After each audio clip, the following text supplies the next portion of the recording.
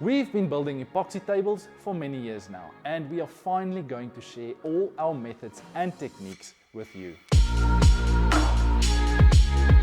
My name is Greg, and I am going to show you how to build the perfect epoxy table. I'm going to take you through the step-by-step methods we take in building epoxy tables on a daily basis. I'm going to show you all the tools you need, exactly how to use them, and throw in some tips and tricks down the line.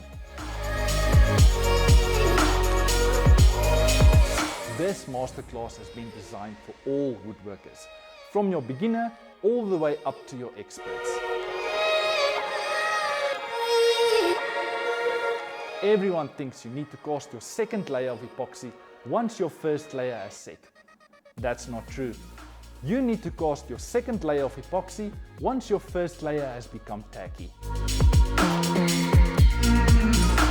Click on this video or in the description down below for more information.